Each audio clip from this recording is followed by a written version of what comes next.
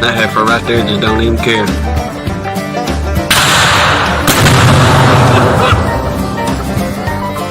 Take yourself down.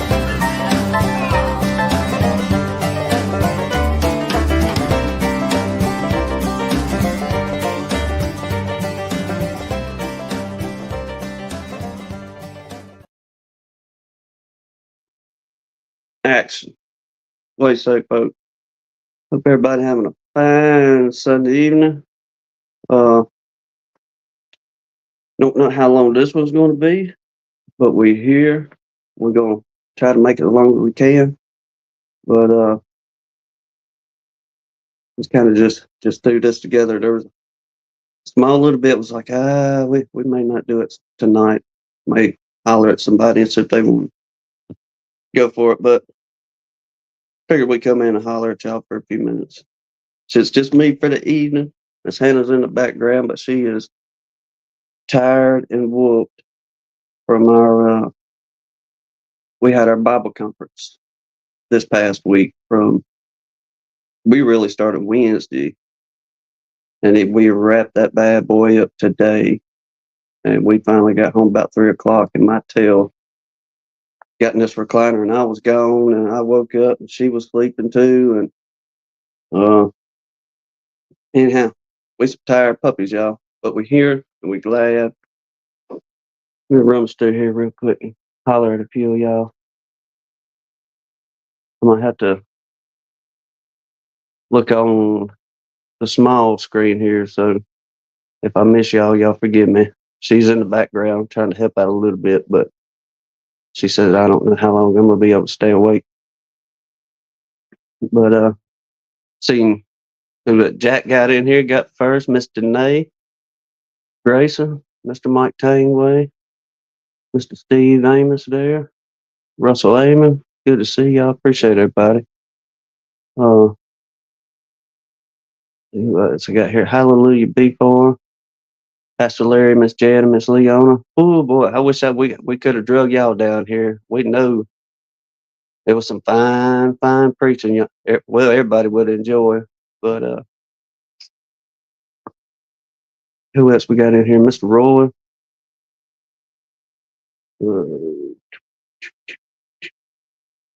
Mr. Dan Weaver. Good to see you, Captain. Keith Spillman. Who else we got here? Let's see Mr. Don Bearden in here. Let me get back around here. Or am I just seeing things? That's John Lawler. Maybe who I'll see. James, good to see you. Appreciate you, brother. Jeremy, DC, Todd, Brian, and Jim. Good to see y'all. Appreciate everybody coming on in. We'll make subject or it'll just be a quiet evening this evening. But we do have a little bit chit chat about around here at the house. Once again, I'm gonna preach for a second. I told y'all, some of y'all I would, or I gotta give praise.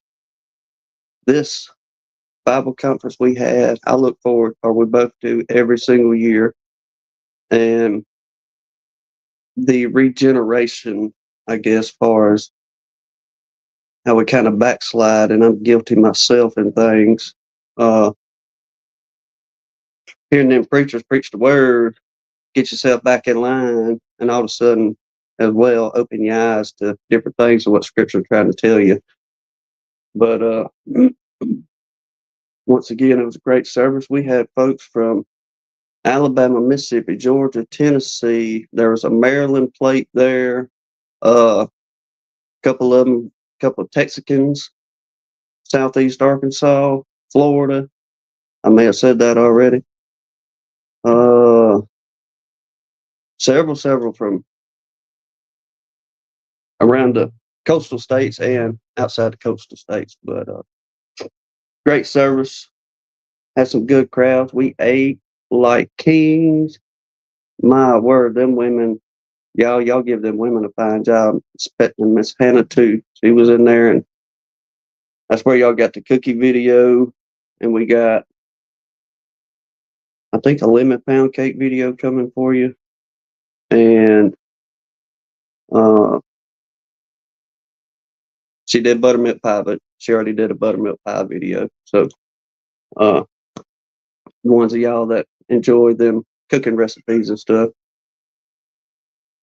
got the chocolate chip cookie out now, and she'll maybe probably the latter part of next week we'll have the lemon pound cake, but with honey. But any ones of you try them cookies, you'll make some more. I guarantee you that. Them little things is good, and they don't last long around here at the house. Between myself and his daddy and her little brother over there, them that batch of 80 so cookies is gone in no time. Especially when them nieces and nephews get around here. DC said, made me want. Made you want to choke late. Choke. I'm reading you wrong with something there, DC. I'm stepping on my own words. I've been doing that the last 2 days too. But yes, for Grayson, they good, but they good, and they don't. Thank you. She come here to check. This is what he meant. I got you, DC. But yeah, it's a quick, simple recipe, I guess, for you cooks out there. I enjoy the aftermath of the cooking is when they're ready. But a lot of times she'll tell me just get out of her hair when it comes to that kitchen. But it don't. If y'all watch the video, it honestly don't take long to make them things. So any of y'all want to make some for the youngins, grand youngins, great grand youngins, if you got them, easy. I think it makes about a batch of between 70 and 80 cookies is usually what she gets out of that one batch here. But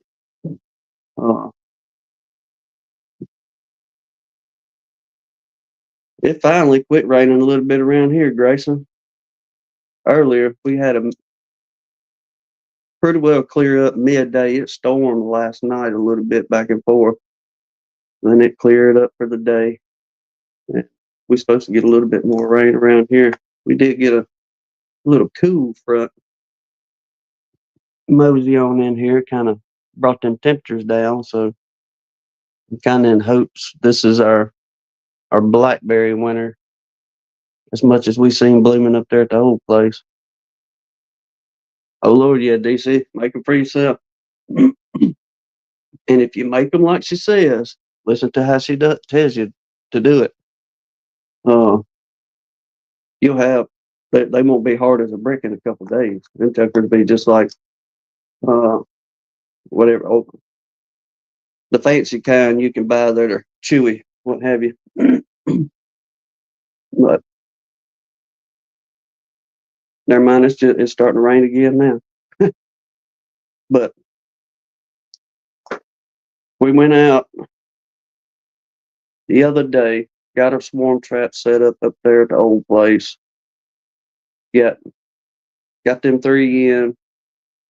Going to set one up there at the church house because there's always a swarm of bees up there. I snuck that in back of her ride yesterday evening, and she didn't know about it. And I forgot to put it all up yesterday. We didn't got so busy. Well, today I done plumb forgot about it. Period. We get home. She says, I opened up the back of the truck. Seen you done snuck that box in there, and you little rack to hang that thing on. I was like, yeah, you weren't supposed to see that. But she said your tool bags gave it away as well. So I'd have been busted whether I'd gotten it up or up or not. But got a few more to get put up. We're excited. Talked with Ed, son of one, way earlier in the part of the week. He says he's already got a couple there around his place. And thinking of that, I know there's several of y'all that have texted, emailed, and y'all, we promise it's not that we was ignoring y'all. It's just we were slammed from. We was leaving the house about 7:30 every morning. We wasn't getting back home between 8:30 and 9 every night. And in between that, we were busy. I even tried to set up a couple of calls with folks in between, but it just got to where we couldn't cut loose and get with y'all. So if you called or text or emailed anything like that, we'll be back with you probably tomorrow sometime. And just please don't think we was ignoring anybody by any means. Uh, let's see here. Got my note. Got our form traps up, and we did make a little addition. We contacted. Let me put this up here. The link. Anybody y'all want to come in and chat? We get to chit chatting instead of me yakking so much. Chill there.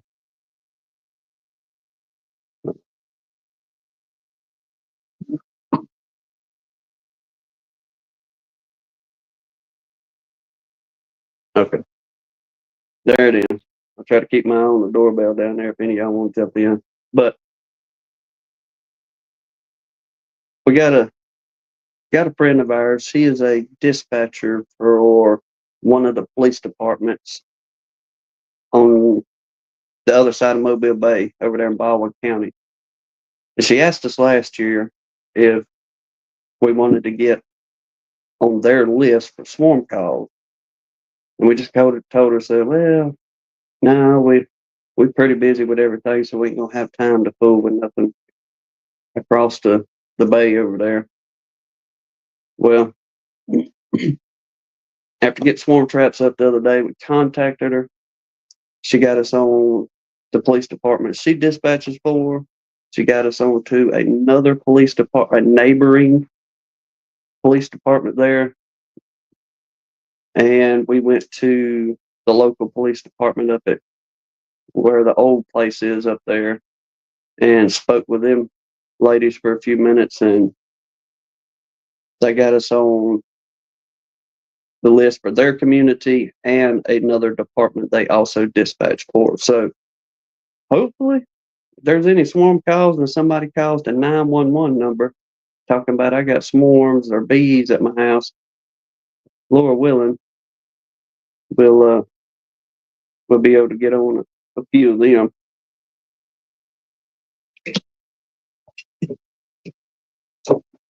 Uh, got them all loaded up. Mr. Michael Fike. I don't know if you're in here, but I have taken note on your comment of going up there and tying that one box up just in case it tries to slide on that swarm trap we got out there. That brand new uh, wax dip box that Maybe Hives sent to us to do a review on. And we just go put it out there in the bush and see how well that thing does, period. We'll test its limits, if you will. See how well their product is.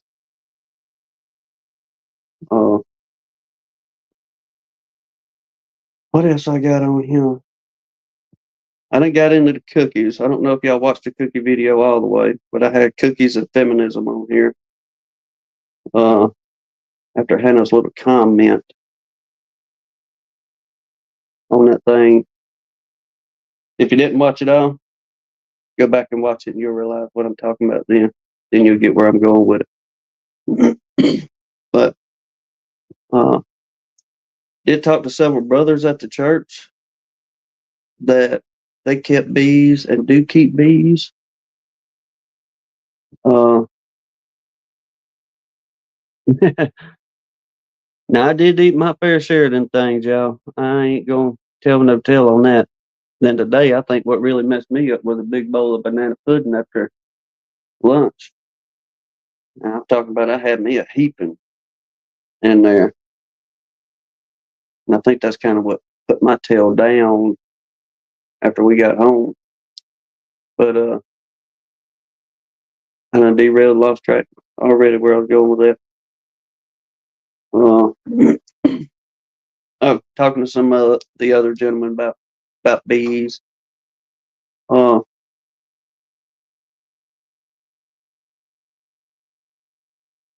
it's an all around crash, DC, because both of us was we we both yesterday saying we are tired and we're beat. So, and this was another thing that come to my mind. Anybody that has ever worked in the kitchen of a restaurant or anything like that, uh, our level of respect for that end of work is much, much higher. That's what we was doing with our church folks. We had, I'm gonna say about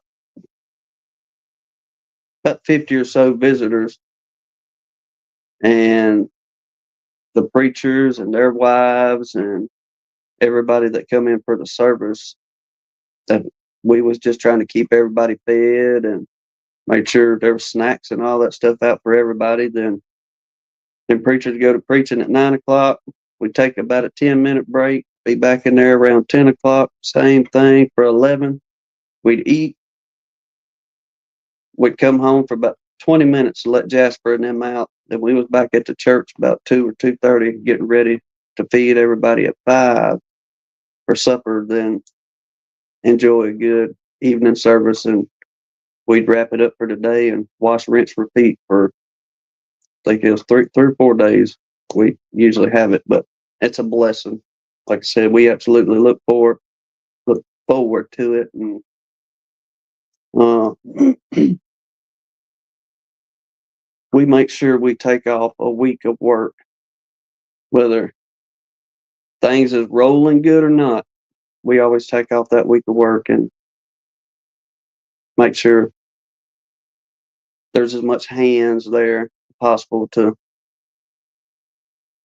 make sure those people are comfortable while they're down here staying and all. But major team effort. There was nothing Hannah and I just being the eyes in it. It 100% our church and the people coming together. What making that bad boy go? What you What's say, sir? going? What's up, brother? Not much, man. How you are? I'm doing all right. I'm doing all right. Going through life. Heard that. Yes, sir. Well, we we're thinking about you too on things, know what you got going on, but we ain't gonna dive in none of that. But see, things are getting better on the beekeeping end, that's for sure. It looks like. Yeah, I'm about to post a video. It's a short one, but we've got some our first nectar source here in West Texas is blooming. It just started blooming like today, so that's a good sign. Well, I'm kind of glad you went on, jumped on, because I was going to, as soon as all this from our Bible conference going to idle down, I was going to reach out to you again to get you to drop by, but maybe save my tail this evening by getting in here. Okay. Yeah, I wasn't going. I mean, I've been meaning to. It's just with life and stuff. Um, I don't mind talking about it, but now due to life, I don't know if I'm my kids are back in Alabama or Georgia border town. So it's like, am I rushing back over there? Do I stay here for the year to get all my stuff situated and then go, or what? So just taking it day by day right now and And trying to figure out life. that's all we can do, bro, day by day. Yes, But sir. one of my biggest questions I was going to ask you, which you probably have a little bit better things out there where you at, but just kind of give everybody a highlight.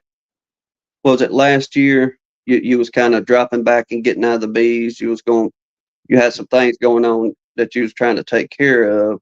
Right. And so you just kind of backed out of the bees and pretty well sold everything and got rid of all your bees, right? Right. So how'd you make such a good, quick comeback? That's a two-part question, I guess. Well, so 2 years ago, sold our company, had around 55 colonies. Um, I do a lot of bee removals. I get a lot of swarm calls, just like what you were talking about. I'm on the sheriff's, police, the news. I mean, the city. They all have my information as long with like two or three others. Um, but these other people that do the removals, they don't keep bees. They just are a removal service. So what they do, I don't know. Last year, I actually, a farmer that let me have bees on their property, he had one colony. So he's like, I'd be glad to take over because he's not a beekeeper. And I said, all right. Well, I looked at him, and sure enough, I made 3 splits into March last year, just um, pretty much walkaway splits, and had 3.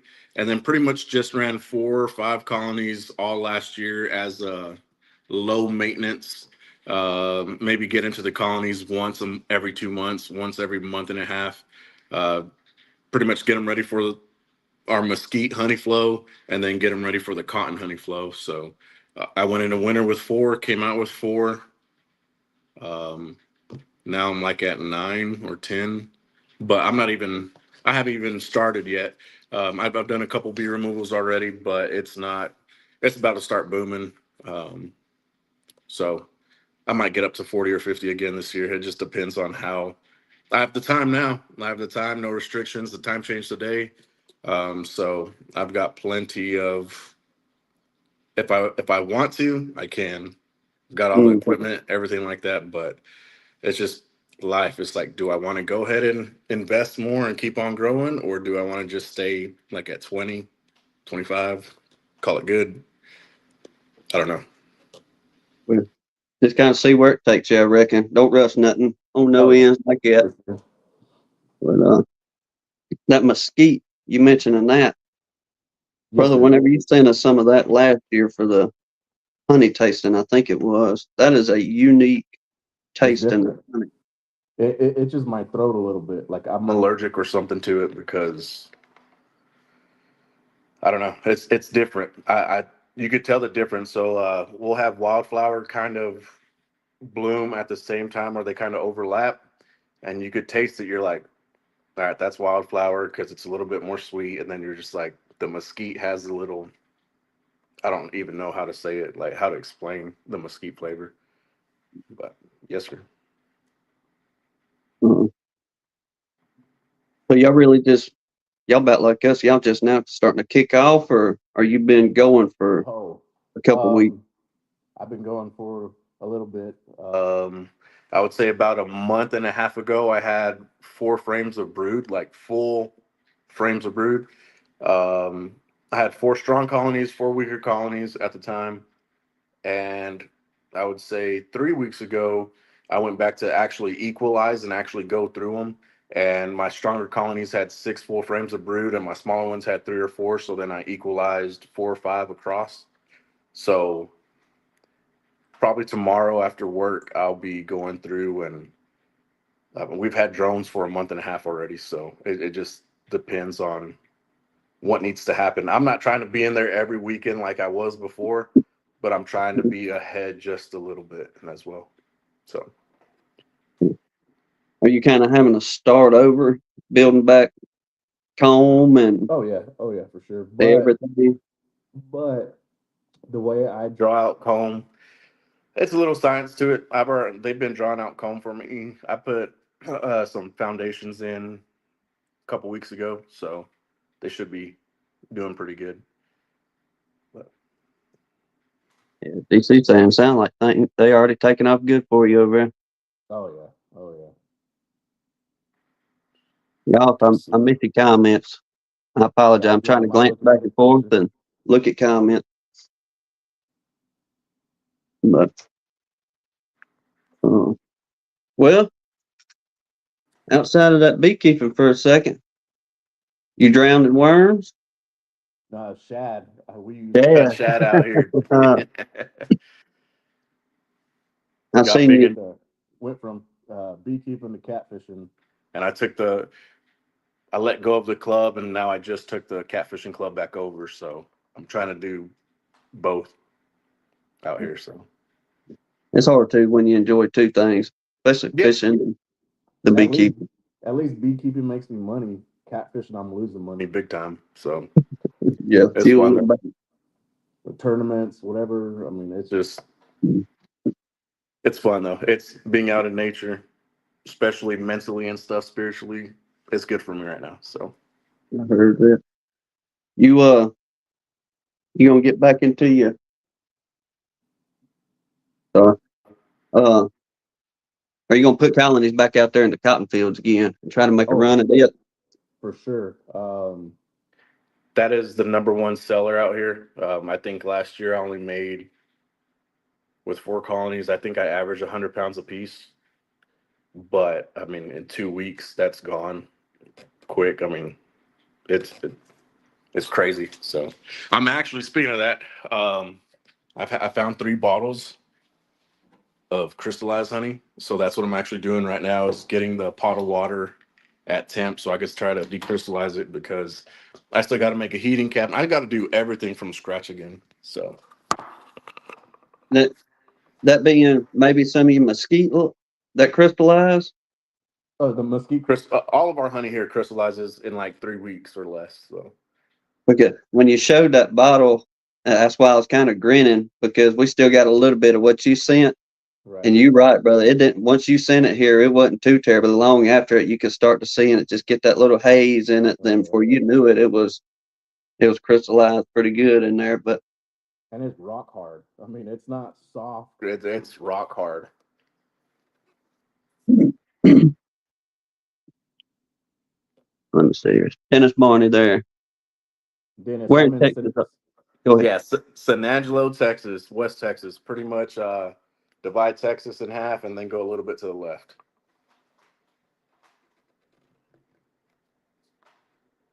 There's anybody else in here. Sorry, Mr. Amos. I just seen that rolling through there. But Oh, Steve, yes, sir. I mean, I don't know if it's the, what is it, the sugar content or whatever of it, the natural sugars, but yes, it does crystallize really fast. Like that's what mesquite is known for as well. So that and cotton honey.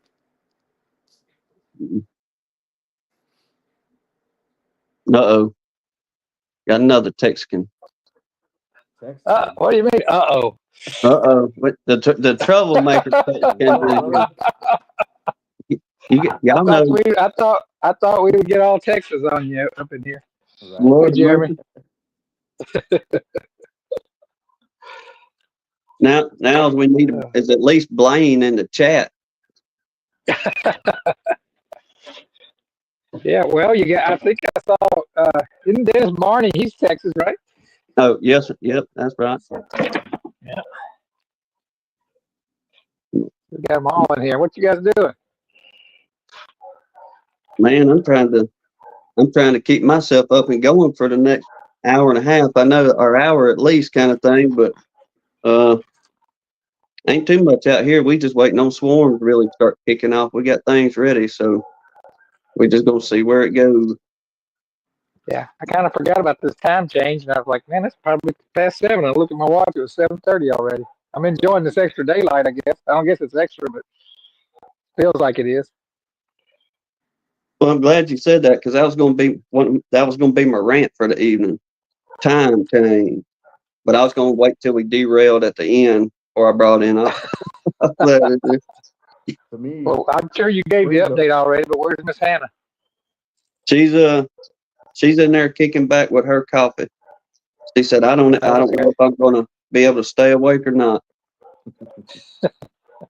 So she's pulling on her jug, trying to stay awake a little bit. Hey, but Tim and Philip, I just want to jump on here real quick and say hi. I know I've been missing some, so I'll be posting more videos soon and hopefully jumping on more lives now that I have time. I try to go to the gym like at 5 in the morning, so the evenings I'll be free to do whatever. So I'm popping on really quick to say hi, pray for me, my family, and I love seeing everybody's stuff and continue to support where I can. So We'll do it, brother. And anybody that ain't sub to Jeremy, y'all go holler at him and hit that subscribe button. One thing, Philip, do y'all have Algerita where y'all are at? Y'all don't, do y'all? No, they don't. I don't know if you I'm saw not even that sure video. what that is. Did you see the video I posted on the Texas Friendly Beekeepers page today? No, I don't do Facebook, so if it was on Facebook, I didn't see it. Okay. Yeah, I've been watching your YouTube videos. I'm gonna Still. post it, but it's like a prickly bush, and it's Uh-huh. our first nectar source here in West Texas. Okay. And Yeah. Cisco's not too far from Dennis. The only So thing I'm seeing is henbit right now. yeah, we've got a lot of. The desert will surprise you, which is crazy. Yeah. Yeah. Anytime you get a rain, it just blows up, doesn't We don't have rain, but the desert. I mean, supposedly like mesquite does better. It blooms a lot more with the lesser amount of, or I guess less amount of rain that it gets. So, uh but jumping on, just want to say hi. Y'all be good, and I'm hoping and praying for y'all for everybody to have a good bee season. So I'll jump on Yeah. whenever I can, and hope everybody's well. All right, Jeremy, take care, man. Thank you. Good seeing you, Jeremy. Yes, sir. I'm glad. Oh, Philip, Philip, if you can bear with me just a second. sure. Uh, I had forgotten about that until he asked to put him on the prayer list. But I'm just going to read the most recent we have on here. But if there's anybody y'all we need to add to or take off, just let me know. But it ain't just but a handful on the latest. But continue to keep Steve Amos and his family in your prayers. His mother-in-law departed not too long ago. Peppa Rookie, a friend of Sarah's Happy Hive, was having some blood issues. Uh, Avengers Homestead, Steve, his daddy, Mr. Russell Amon, his sister-in-law having some complications from surgery. Danny Ray lost 20 out of 26 colonies. James Noel's wife, she was sick with the virus. Mr. Keith Larimore having issues with his knees. Miss Brenda and Miss Kimberly Schmidt. I think it was in Joey's live last night. Said she was having to travel to see her mama because her mama was pretty sick. So y'all keep them folks in your prayers if you will, and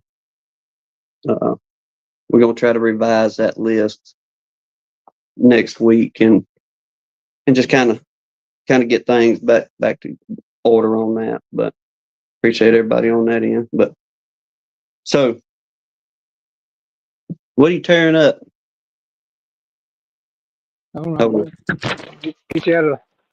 I'm cutting up this plywood I've had for a long time. It's been sitting out here getting rained on. It's a 5/8 inch piece I got on the sale rack at Home Depot, and I figured when I saw it I could make a double string boards out of it. So I'm really just cutting it into the size pieces I need so I can get it out of from the outside and get it inside and protect it. I don't know that I'll build those right away, but I got so many things stacked up. But eventually, it's going to be 15 double string boards. Okay. Yeah, I seen you a piece of your video. Where you was making oh mercy, your frames. I think it was. Sidebars, yeah. Yeah. End bars or sidebars. Yep. I've got another one coming out. Well, tomorrow, Tuesday. It's just assembling how I assemble my frames. It's almost finished editing, so that'll be the next one. Well, you But got yeah, your traps and all out. We've missed everybody's live, so we have to kind of get caught no, up on everybody. I don't know if you can see right here, this big stack right here. Oh, okay. Yes, sir. Yeah, right here. That's I took the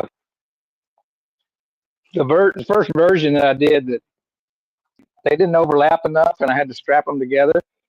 And I took all the overlapping pieces and put bigger pieces so I can screw them together. I don't have to deal with those straps anymore. And I did 10 of those, and I don't have any of them out yet. I still got to put them out. But I was going to do some today, but I just didn't get around to it. But I need to get them out. It's about middle of March. If I can get them out by the middle of March, it's plenty of time. Most of my swarms will happen 1st of April to the 3rd week in April. but I think it's good for the bees to already know where they are. Mm. You know, so I don't know. Undoubtedly, things is cranking up over this way. Ed said he got on a couple. You kind of seeing a few little chirps on the Book of Faces, a few places down in the south end of the county. Now, I will say the south end, things are blooming much heavier right now than they are up here toward the house. So I'm yeah, gonna say I probably noticed. go. I noticed driving around the Bradford pears look like they're blooming, but I don't think those do anything for the bees. But that also means some of the like early plums and peaches and stuff. Or I noticed my neighbor's peach tree down there's got some blooms on it. So there are a few things blooming here, but they're not. It hadn't kicked off, for real. I'm anxious to get down to the farm. I was gonna go down there this weekend, but they called for rain all day yesterday, and it did pretty much. And then even rained in, even rained about dark last night. And today was cooler than it has been. So the bees finally about 4 o'clock or so got out and flew pretty good. The sun came out. But so I just stayed here and just kept building stuff instead of going there and being stuck in the cabin with the rain. That really frustrates me when I do that. Yeah, it just makes So things miserable even more. Being out in yeah, blasted rain. I'm gonna try to slip down there on Wednesday for all of Wednesday and half of Thursday. So try to get caught up a little bit down there. What Just you have to. looking like at the house? All right, get Well, numbers looking good. I fed. I moved 7 colonies out to my buddy's house, which is about 25 miles away, and but I still have 8 here. And they're all alive, and 2 of them I fed today. I went over there and just picked them up, and I was like, oh my goodness, these are light. And it's going to be a little bit cool until in the morning. By tomorrow afternoon, it's going to be 70 degrees again. But I was like, I'm not going to wait. I'm going to go ahead and put some food on them. They're big. They look like they had enough bees in it. They're going to be fine. They didn't like me opening that top, though. They kind of came at me a little bit. It's too early. I didn't put, well, it was kind of, at that point, it was real overcast and pretty cool. Especially when I inverted that container of sugar water and it ran down in that hole. Boy, they really took off out of there. Yeah. They're probably thinking, man, come on, that's cold. What's wrong with you? I bet it was. It's still probably pretty warm because I put warm water in it to help melt the sugar. But yeah, they didn't appreciate that too much. So. But I didn't put any smoke on them. I did wear my jacket and some neoprene gloves, so I wasn't worried about them coming at me. They couldn't get to me anyway. First day in the 50s. And I bet we haven't had a week that wasn't in the 50s this year. I don't know. Well, probably not a full week. I can say that for sure. We've had a few days No. that were on down there a little bit, but Yeah, we I think we've had rebound 3 or pretty 4 quick. days. But yeah, it's really unusual. We don't get to 50 at least once a week. I was noticing while we take a few minutes, me and Hannah walk outside and kind of get a breath of fresh air for a few minutes these last couple of days, and all them people with them dark rides, whether they're blue or black or reds, looking out in that parking lot, every one of them starting getting a heavy dusting of yellow on the top of them till that rain kind of washed it off this morning. Yeah, we haven't seen that yet.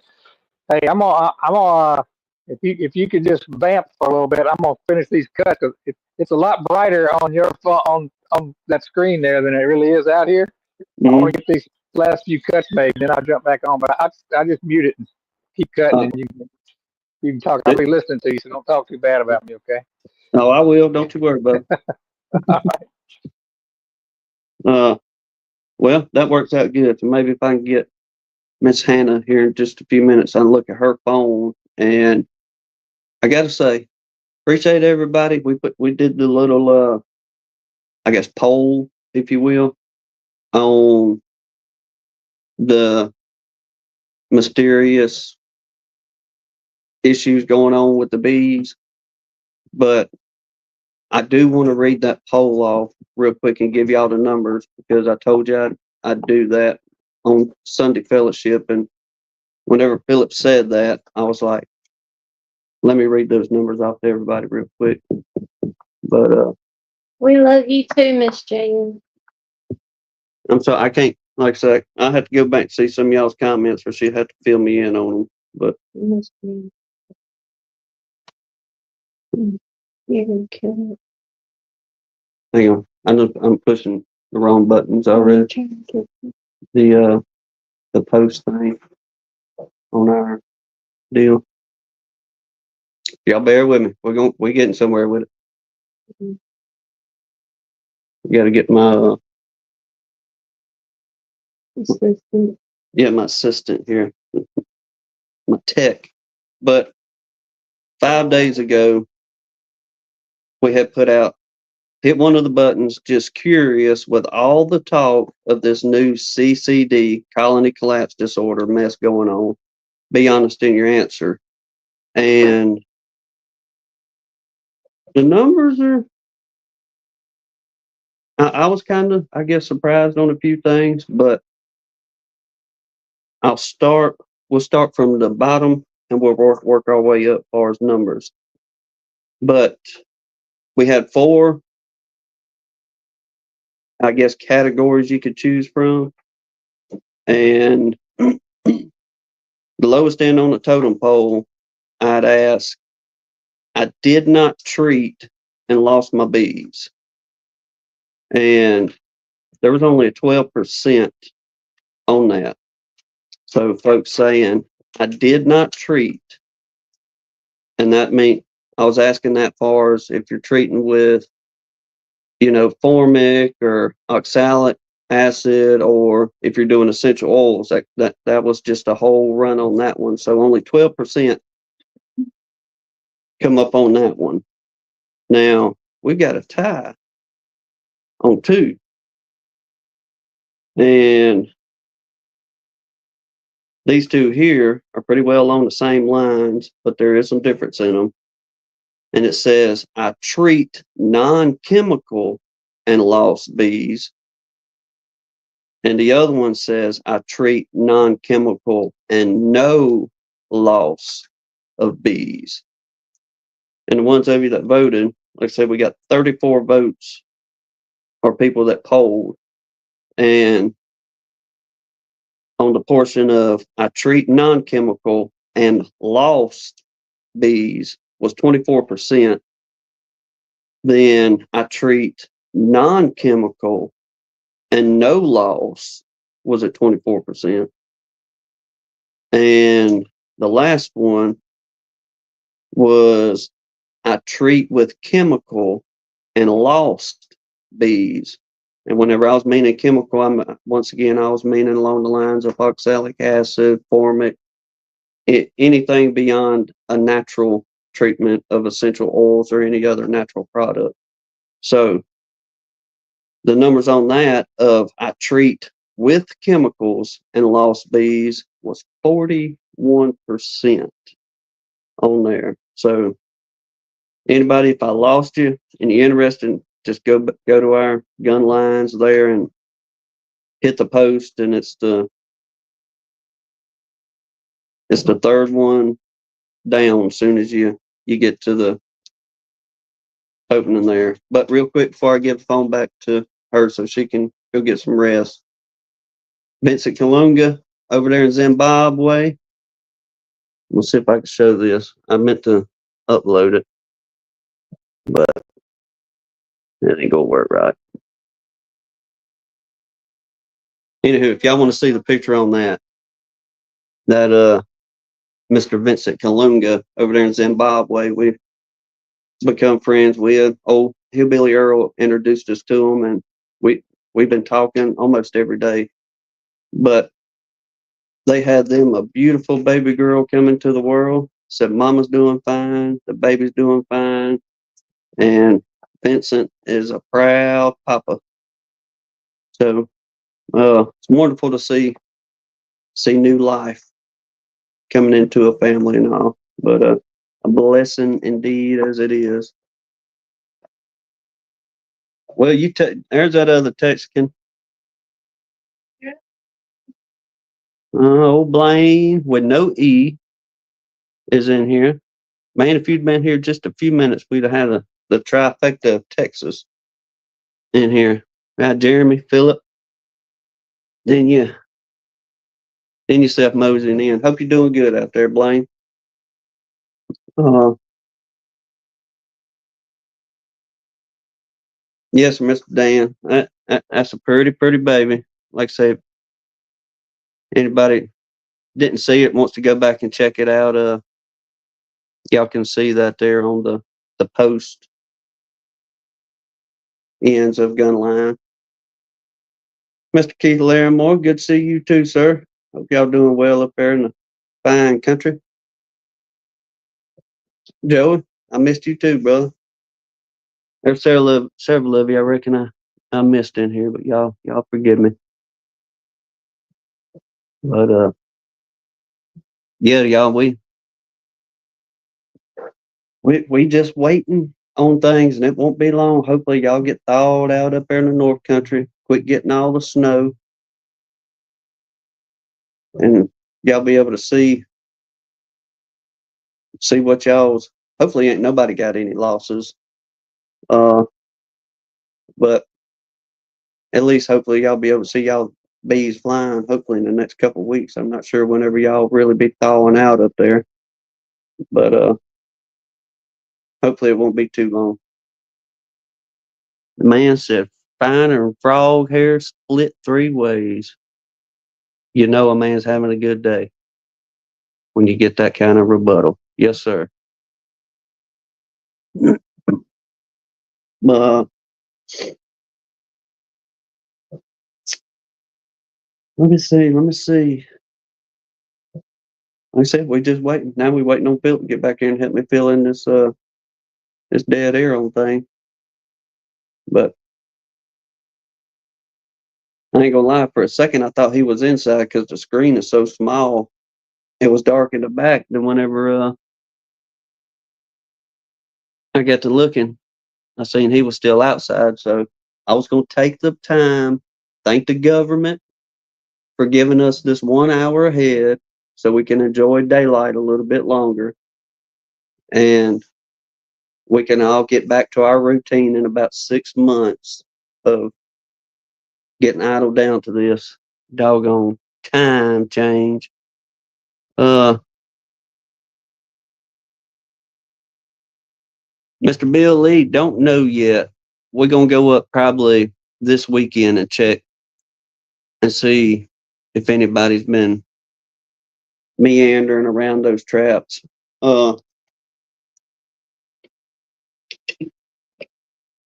Now, for the ones of you that seen the video talking about trespassing on family land, we set the box out. Let me tell y'all this. When y'all see us setting the first box out, and I'm telling y'all the very first time, this and is facing south. All right, we got all that done. About slipped and busted my tail in there. Hannah got a good laugh out of that. So we load up and we start heading to the back of the field to put the other box on the old pine tree that's fell out there. Well, we was kind of talking back and forth a little bit about, do you really think it was a good idea to set the boxes on the old cement pond and oil well back there? And I just kept telling her, I was like, don't worry about it. We good. We'll play dumb if anybody says anything, and we'll just move them. Well, as we're turning around and coming back up the field to go put the little 5-frame nuke up by the house, we was met in the back of the field back there. And it was the oil well people that own I guess it's kind of a 50-50 thing between the landowner and the oil well company there. But that guy come pulling up and he's like, "Man, did y'all put some honeybees out there at the oil wells?" And was like, "No, brother, we didn't put no honeybees out. We setting some swarm traps out there on them old brick pads and stuff, and trying to catch any swarms moving in." and the relief that come off this guy's face was priceless, because I guess he thought we was fixing to just start stacking bee boxes up and keeping bees out there on them cement ponds, if you will, for the ones of you that's watched the videos. But he finally got some relief, calmed him on down, and talked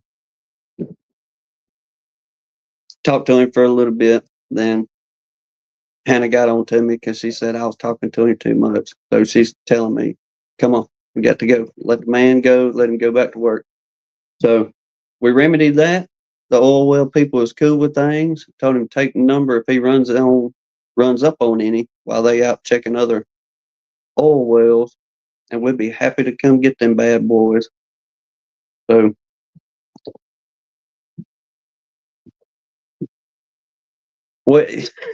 well, Steve, yes, sir. But the crazy part about that was, I guess, I don't want to beat the man up too bad, because it just could have been pure innocence and just not knowing.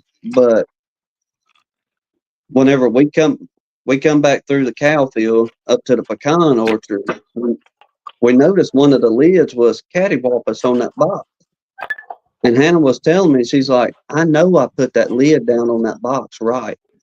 Then it hit us. That guy went over there and pulled the lid off, thinking there was bees in there. And we was like, thank the Lord there wasn't any bees in that box, because they'd have tore that belly tail all up. That would have been fun. Whew. Yeah, Good thing I had a headlamp on that, a headlight on that skill saw.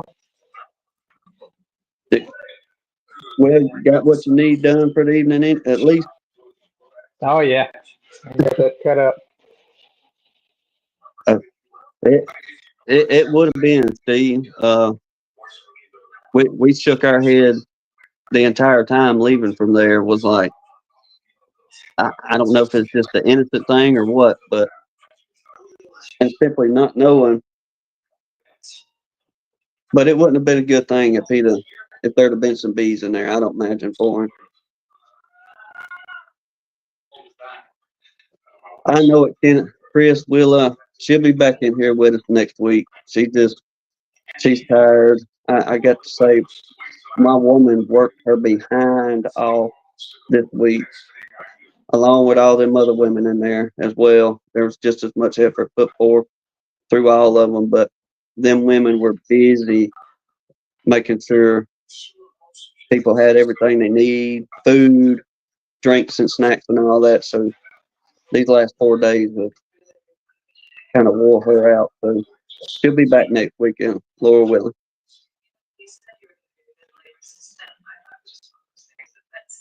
Oh. Sorry, Philip. I'm trying to get caught up on chat too, bro. Yeah, that's what I was trying to read on my phone here.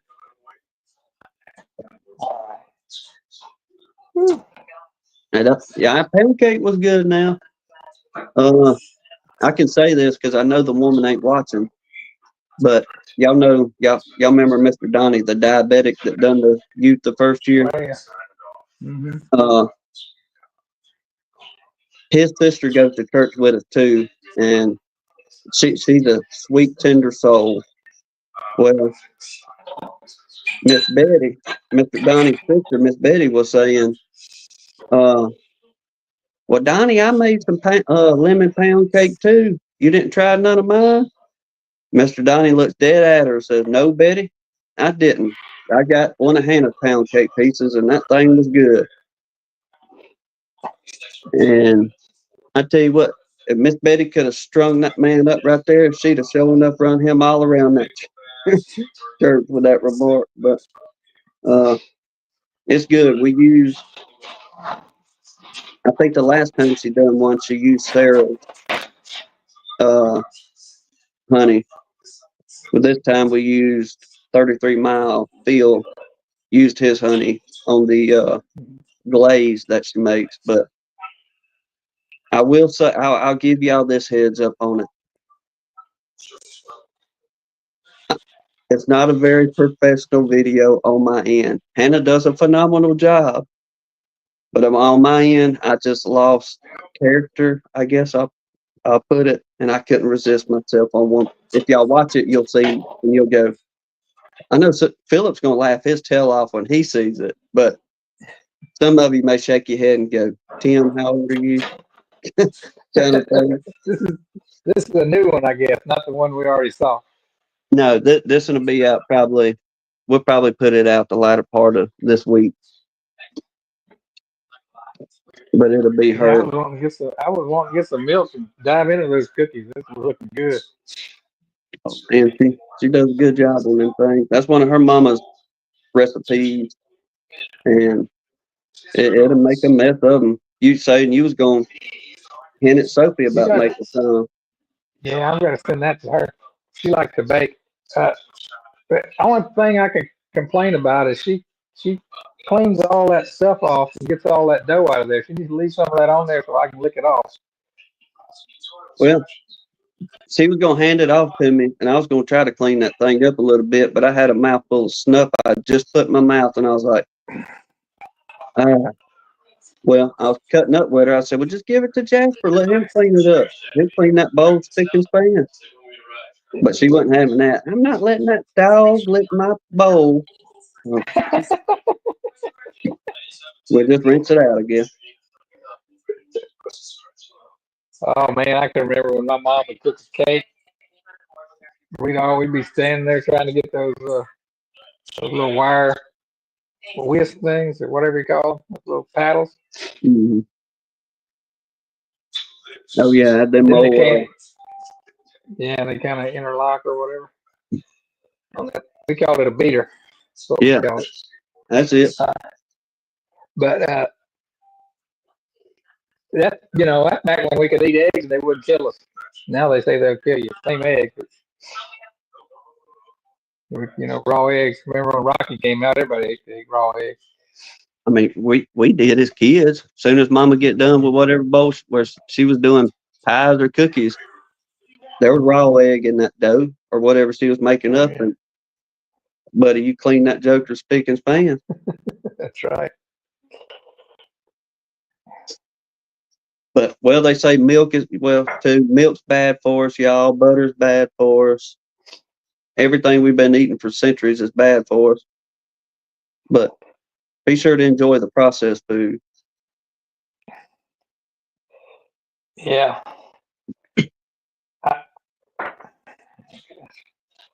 I can remember when I'd watch my mom scrape that batter out of the bowl.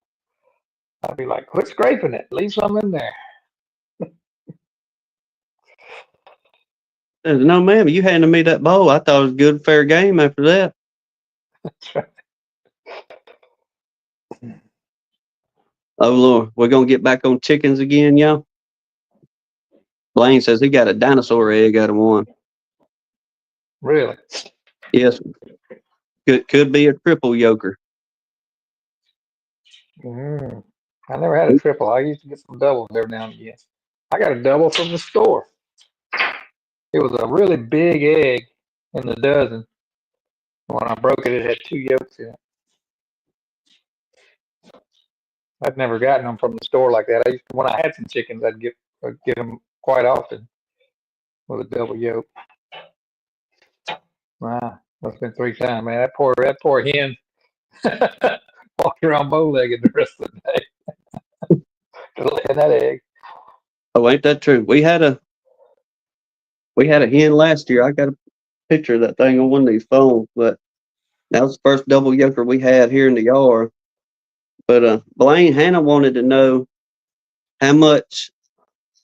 Let's see if I can get this right. How much did you have to rent that chicken for that laid the dinosaur egg? And for any of y'all that wasn't here last week, Todd, Loma Vista, after we derailed, we got to talking about chickens and eggs and the outrageous prices of them, and somehow it turned into Todd was saying, Chicken. yeah, somebody's renting chickens. Was like, dude, what? I said, shoot, I probably got I got a good $300 a week out there in the yard just running around. Don't even know about it. Yeah, they could be earning their keep. Well, we all down one because we come home yesterday and somebody on the highway got one of them. I was like, well, we know why the chicken didn't make it to the other side of the road, at least. We don't know why, but we know he didn't make it to the other side. Uh-huh. Well, it says Brian's asking me how's the new yard. I'd love to know, Brian. I hadn't been out there in, it's been about a week and a half, 2 weeks. But I need to get out. I need to go pick up my two breeders are out there. And the only reason I took them out there was that I was just trying to get them. I needed to move them from where they was to, about 20 feet. So I took them out there to reorient. And I'm going to take a couple more hives out there and pick those up. But I sat here all day and fretted about thinking I was going to go out there and take some bees and come get them because the bees weren't flying much this morning. It was kind of cool and rainy. But as the afternoon came on, the sun came out and the bees started flying a lot. So I decided not to go.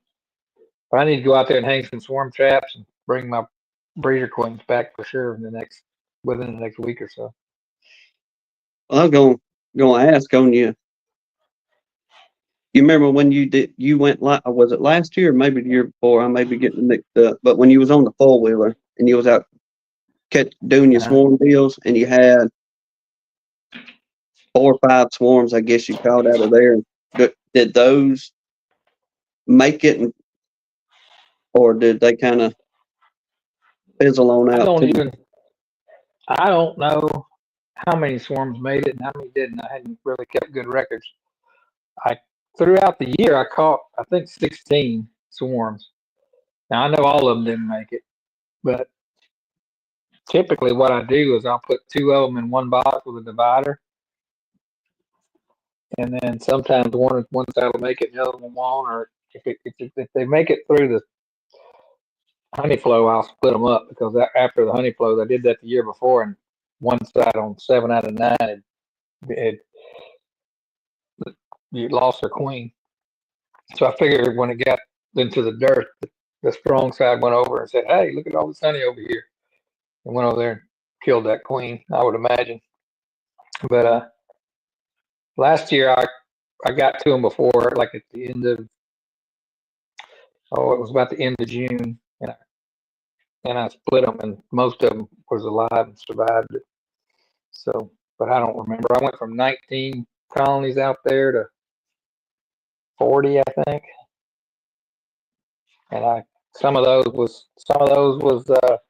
one of them was a cutout, and a couple of them was caught swarms, and the 16 I caught was what I caught in a box, So, and then I think I split and had about 5 or 6 queens that I made. So I would say that I probably lost 5 or 6 of them out of 16. Yeah.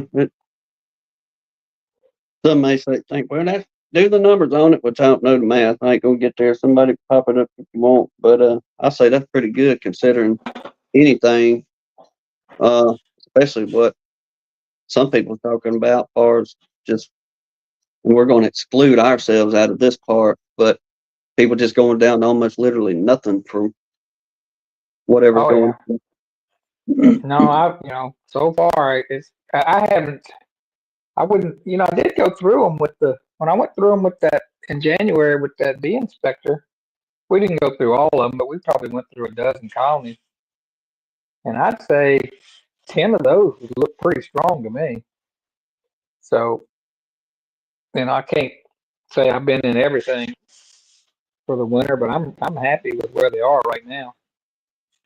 I hadn't seen I've got a few weak colonies. I think everybody does. But I hadn't seen a big die off, and I hadn't lost any really. I lost that one little swarm that moved into the box on my porch there at the cabin, and it was kind of neglect when I lost him. I didn't feed them, and I only treated them I think one time with oxalic, and then I kind of forgot they were there for a couple months. When I went back to check on them, they was gone.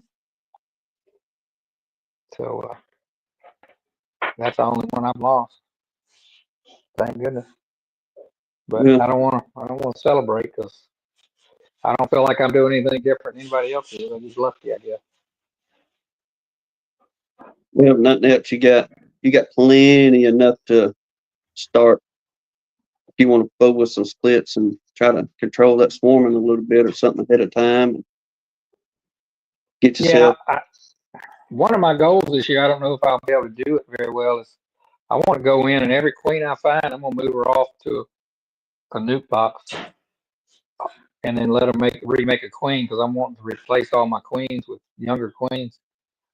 And then if they don't make it, I'll bring her back. But I'm going to keep them on the side, like kind of like Brad keeps his, what's he call them, zombie hives or zombie queens, Mm-hmm. and then just still brood and bring it back over. That's one of my goals, but that takes a lot of time finding all those queens. So I don't know how much of that I'll get done, but I'm gonna try it. But are you gonna wait till you go to seeing sales, or you think about just pulling them No, and y'all start doing I'm gonna your own wait. thing? I'm gonna wait till I see some drones just breaking the cap and starting to come out. Then I'm gonna do it. But I'm not seeing. The last time I was in them a couple weeks ago, I didn't see. I saw some eggs and some drone sales, but I wouldn't see any drones to speak of. Mm. I don't want to do it until there's plenty of drones because what good is it to have a new queen if she doesn't get properly mated? Yeah, yeah. No, you just throwing dust in the wind, something like that. Mm-hmm. But I'm gonna make my queens like I always do, which is basically just take the queen away and then come back and cut out cells, and then hopefully I'm gonna try to finally graft just to see if I can do it. I was thinking about getting Noah to graft for me because he's got those good eyes. I've gone through colonies with him, and I said, "There's some eggs right over there," and he goes, "Oh yeah, I can see them." I was like, "Okay, I couldn't see them for like a month after when I was looking for them for when I started." He saw them right off with Well, them young eyes. I'm gonna drag you along with me. Yeah. Mm. Yeah, it's a good question, Brian. I feel like that swarming has cost me more honey than requeening with young queens. That's just what I feel like because I've never made a whole lot of honey. I'm just going to try it this way. Now to offset that a little bit, I'm going to put those queens, over an eighth of a mile, a few hundred yards away, and I'm going to steal their brood. Any cat brood they make, I'm bringing it back to put in with these new young queens. So there shouldn't be much of a fall off in bee population because I'm going to be stealing from those older queens and bringing it back because I understand I don't want to set them back too much. Hope that answers your question. Or if you have one of them stubborn colonies like we had, it was, I guess, about 3 years ago. We done some splits, put everything in there they needed, eggs, thinking, all right, they're gonna draw this out, do their queen cells, and we just let them go like everybody else has already done. Well, they wouldn't pull nothing. They capped the brood, took care of everything, and started capping brood. So we pulled that frame out, like you talking about, went and stuck it back in a bigger colony and just traded a new frame of eggs. And man, we rocked on like this for like about 3 weeks before they finally drew something out. And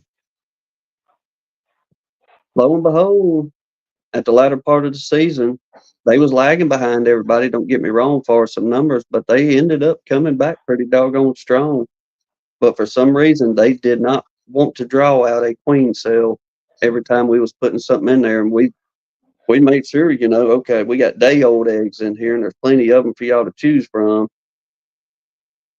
Kind of get after it, but I have thought about this year when we're going to do a couple splits from what's up there at Lance's, but I'm going to try that trick reading in the bee journal of like taking the tip of your finger or, your pencil and just kind of reaming out a couple of them cells a little bit to see if they'll draw any queen cells by those means or not. Are you gonna move the queen? Well, we'll probably put that queen down, basically like you talking about, break her down into probably a 5 frame, leave her Oh, okay. over there, then Remove take the what other she's one. already got in that box and try to manipulate a couple of them cells to see if that'll actually work.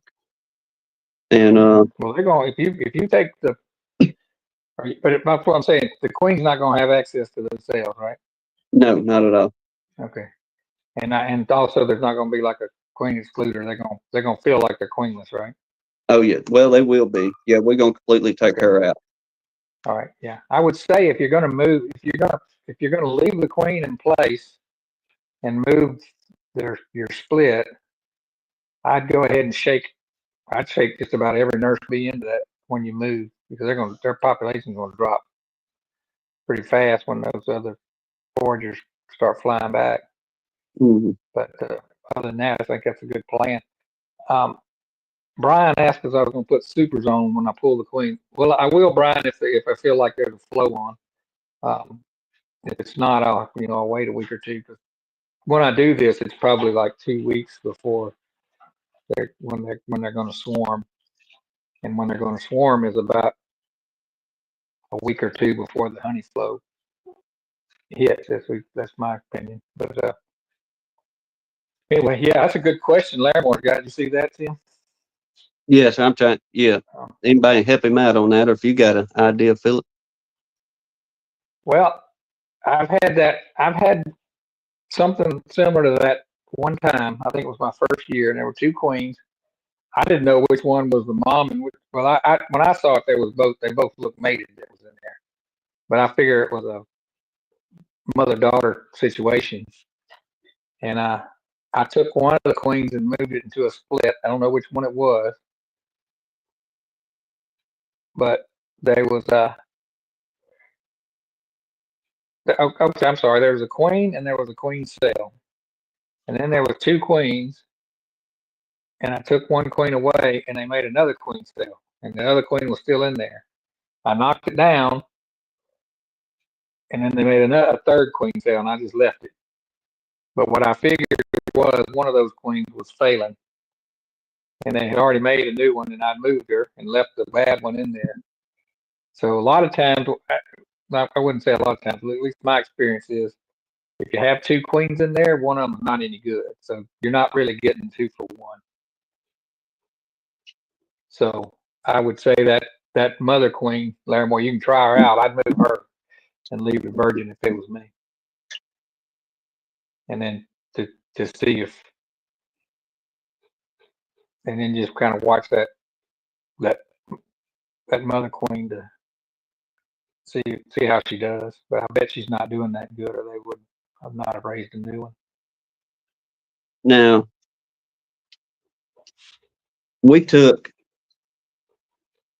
this has happened to us twice, but we took Yeah, Joey told him that too.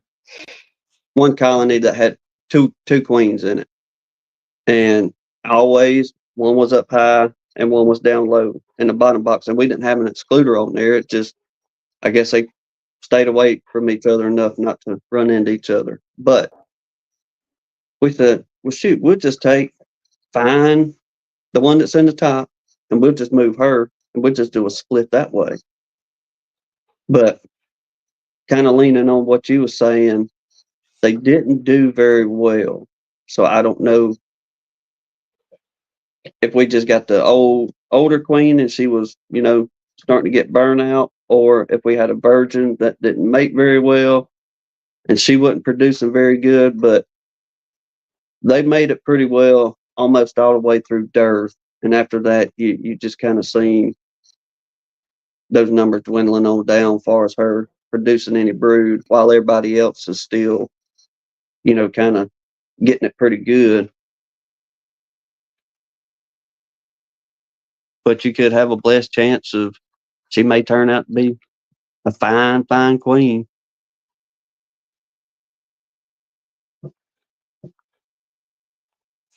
Yeah, I see a lot of people telling them to move the established queen. I think that's a smart thing to do. And hope that virgin, and keep an eye on that virgin, make sure she gets mated. So, Keith, do you have drones and stuff running around?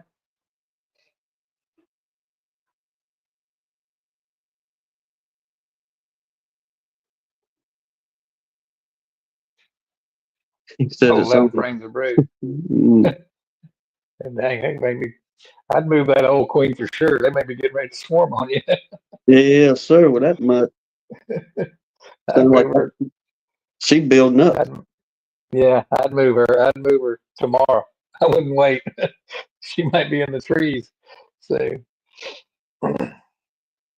Yeah, end up like us. You're doing inspections and literally here they come out the box right there next to you. Just head out and go up in the doggone oak tree up there.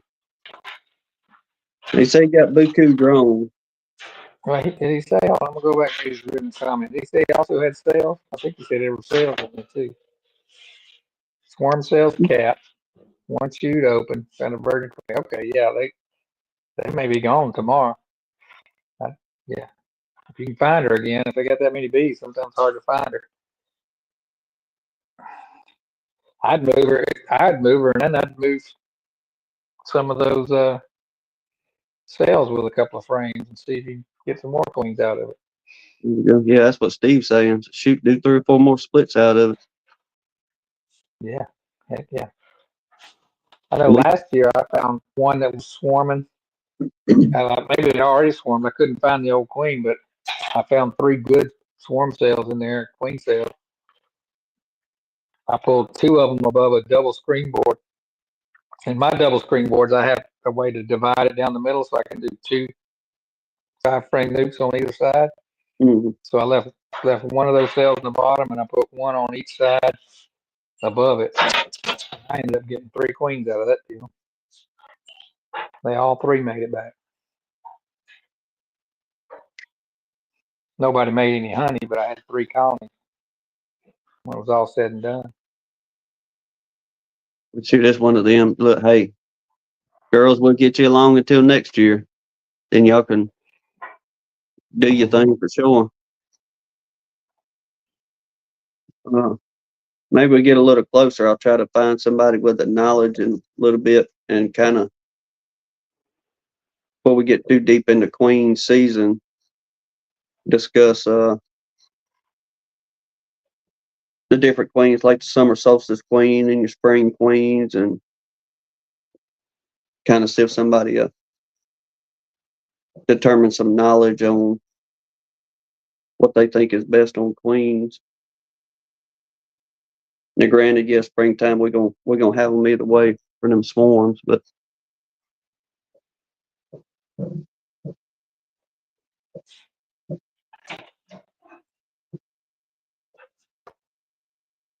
northeastern South Carolina, there, Brian. he needs west in there somewhere, don't Yeah, the northwestern eastern portion of South Carolina. he? Yeah, exactly. That's an all around good place. Yeah. My fall flow last year, Dennis, was terrible. It was terrible. I got now I don't really have any fall flow down at the farm. I never have, but up here in Capel last year I got 200 pounds, and the year before I got 400 pounds. Had a really good fall flow the year before. Got kind of spoiled. There's your westward direction there, Philip. That's 20 miles west of Myrtle Beach. Yep.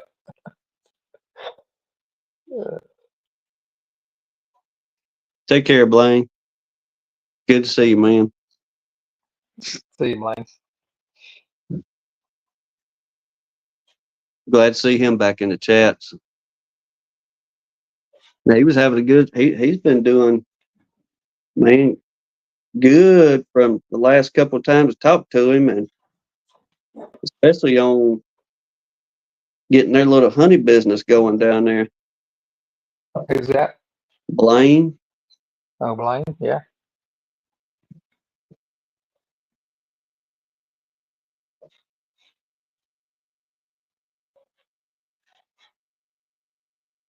See, Mr. Steve Amos says, funny, Keith is 2.5 hours east. Ricky is an hour and a half north of me. Ricky won't have pollen for 3 to 4 weeks, and Keith's bees are swarming. Yeah, that's crazy. Somebody was asking if there was swarms in South Louisiana or Mississippi. I can't answer that. Joey might can answer that. Now, I don't know about South Mississippi and Louisiana, but Ed, son of one, sent me a message earlier last week in a little video. He had 2 good swarms just show up at his house there, filled in a couple of them boxes he lost. Really? That's Yeah. good. Has he made any videos on YouTube? I haven't seen anything, but sometimes they don't always get No, it's notified. been a little while. He's kind of like us. He's in a season of life right now, trying to, or about like all of us in a season of life where he's just trying to get caught up on things.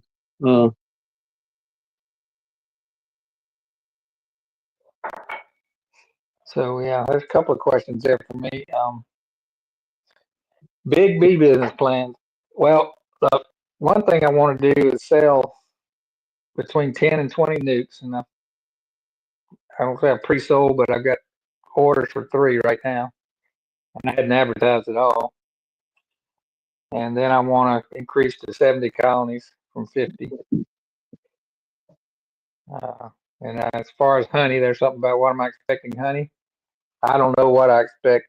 JW, I never have made more than about 30 pounds per colony, so I guess that's what I'm expecting is 25, 30 pounds. But I just keep increasing the hives, and maybe that I'll end up with enough. Yeah, Joey said no swarming.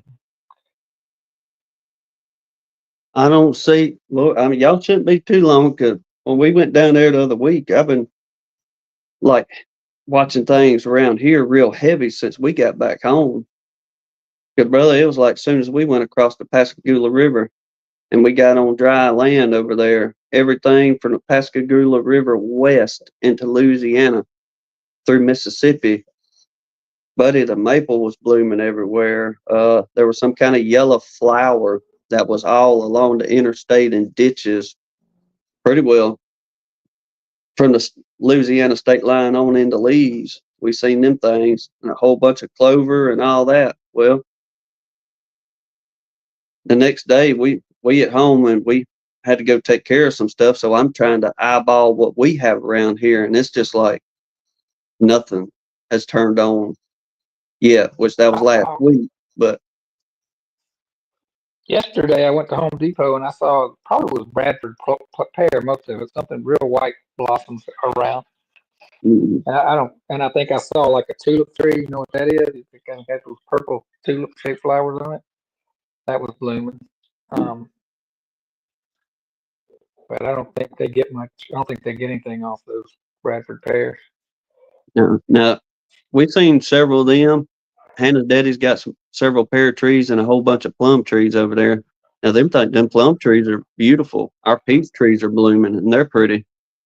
But the maple is just now starting to tassel out around here. Yeah, I don't know. Okay, so yeah, Brian. Yes, I am going to.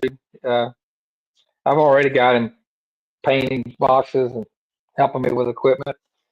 Um, on the swarm traps that I rebuilt or rehabbed. He did all the prep work. He took the old pieces off, scraped them down, stuff like that for me, and I ended up cutting and putting the new pieces on there. But yeah, he doesn't seem to mind getting in the bees like he used to. So yeah, I'm gonna get as much out of him as I can. And yeah, Paul, the Japanese magnolias turning on good now. Red buds were real pretty. They kind of starting to die off a little bit. But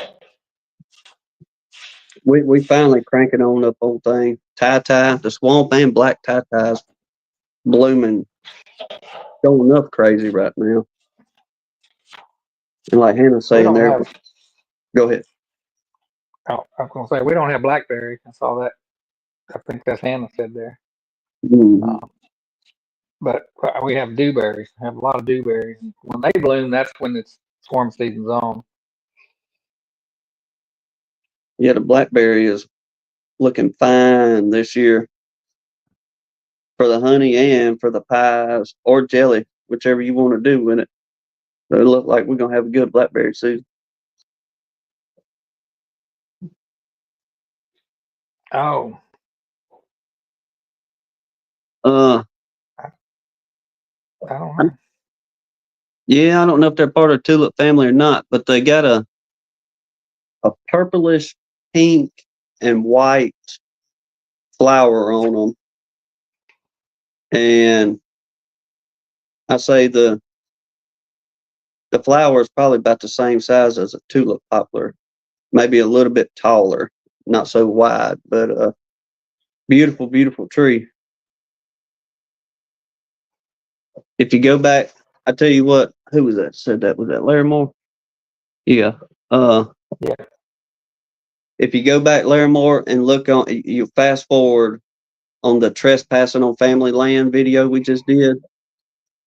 If you fast forward us being in the field, and whenever we get back to the house, the old place, Hannah shows a Japanese magnolia right there on the corner of the house. Kind of give you an idea of what one looks like, or you can Google one, whichever you like to do there. But they're pretty. Yeah, I've never heard of Japanese magnolia, but I Yeah, know that that mountain laurel they have in the mountains for like Bob Benny talked about them on his program. Those look just like a miniature magnolia, leaves and flowers to me. I didn't think we had that mess this far down here, but some family friends got a spot on one of the little rivers around here, and we went down there about springtime one year when it was just getting warm enough to go spend the day on the riverbank. Mm-hmm. And as we're driving that mile long trail to get to the river, man, we were seeing all these pretty shrub trees, I guess, best way to explain them. Mm-hmm. Got this waxy Beautiful. leaf with that felt underside. Yeah, and that little white flower or white looking flower that's on that thing. And we're like, what in the world is this? Well, the man that owns the land, he met us out there later on. And I asked him, I said, Bruce Mack, I said, what in the world is all this mess out here blooming? He said, oh, that's mountain laurel. And I was like, Yeah, well, it smells like magnolia to me too. If you get close to those flowers, it smells a little bit like a magnolia. Got that real strong smell. But I don't know, is a magnolia, I mean, magnolias have a ton of pollen on them on those big old seed pods. mm-hmm. I know you probably used to throw those at your siblings. Hey, those were our hand good grenades, right? names. we played army with those. It was hand Yes, grenades. sir. You get under one of the branches of one of the big magnolia trees. There's like a clubhouse under there. And climbing, boy, talk about climbing. Easy to climb. There's that one up there at the old place. Hannah's daddy planted that thing before he went to college back in the mid-60s, I think it was. But now that magnolia is on up in the sky pretty good. And, buddy, all the grandkids, his nieces and nephews, whenever they pile up there, that's where some of them go, straight up that magnolia tree. And like you said, it's a good climbing tree for youngins. I know you can go inside one of them. It's like rooms in there. It's like it's they look dense from the outside, but they're kind of hollow on the inside. You get inside of them, the big ones like that. I was going to ask about that because hearing folks talk about that stuff kind of got a little wang to it. Also, the magnolia is slightly poisonous. That at Mountain Laurel. Yeah, mountain laurel for sure is. Mm. Yeah, Carolina jasmine is highly toxic to bees. Luckily, they don't fool with it much. But I ain't never seen them fool with any around here. And buddy, we got a yard full of it. Now, one thing we have seen them get on, and I know some people say that they won't fool with, and that's azaleas. Buddy, when them azaleas go to blooming around here, between them and the little bumblebee, not the carpenter bee, but the actual bumblebee, it'll be like a battle royale up in them azalea bushes.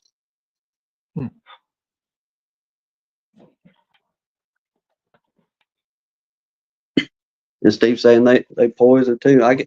yeah, I guess they got a little bit to them to, or whatever my they neighbor get. has a tree that I was all excited when I saw that it had yellow blossoms. Then when I looked up what it was, it's poisonous. And it doesn't produce it. It's poisonous to people, but to bees, all it does is tricks them into thinking there's something there, and that they pollinate it by trying to get nectar out of it, so it doesn't. They don't get anything off of it. What is that? I'm trying to remember what that's called. But I see bees working them all the time around here. There's some of them that have like a purple flower too, purplish colored flower, pink is purple, and then the one that he had was yellow. But it doesn't do anything but trick the bees. But they work the heck out of it because it comes out. It comes out in like July or something when there's nothing else really around. Can't remember the name of it now. Now I read honeysuckle. We bought a couple from some folks a few years back, and it has done very, very well. But starting to see a whole bunch of brand new honeysuckle come out on that thing. But I haven't seen any of our, I guess you want to call it native honeysuckle, the little white and yellow honeysuckles you see everywhere. Yeah. Now, the vines is out, but haven't seen any blooms yet off of that mess. Honeysuckle, usually smell it before you see it. Seems like. And it's a good smell too. I love that smell. It ain't as heavy as the privet. I know some people say, I can't stand the smell of that privet because it's got such a high smell to it. It And I guess it kind of like it's more perfumey than honeysuckle. Just smells good. I don't know how you describe it. well, honeysuckle got that sweetness in the air about it. Yeah. Like you say, and that privet got that perfume kind of like a sweet olive. You know how a sweet olive bush can be overwhelming. Yeah, I used to, when I was a kid, I'd grab them honeysuckles and pull the blossoms off and suck on them. You get a little bit of that taste out of them. Lord, yeah, keep a young and busy for hours out in the woods. See, Dennis said his wife planted some honeysuckle today. Now that red, I know. Red don't smell good at all. I know what you're talking about there.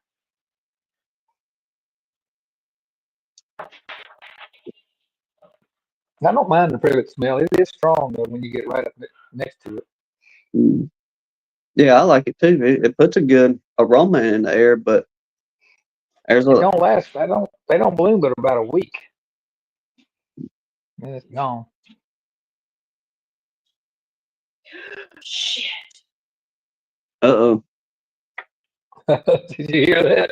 I heard that one. Uh-oh. Something spilled. Yeah. I was waiting for a pan to come flying at you or something. No, I don't know what it was.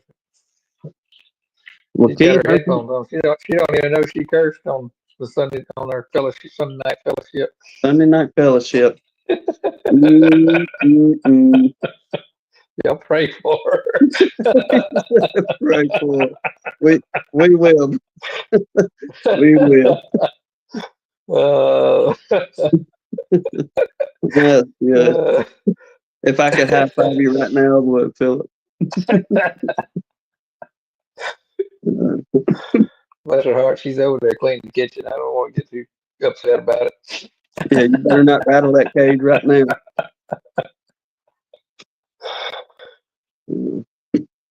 All right, let me get back to where I was at before Philip pulled out. Keith's filming. That's where we was at. Yeah, hope you have another phenomenal year, brother. You knocked it out the park this past season with things. Oh yeah. Dan Weaver said, "Get that swear jar out."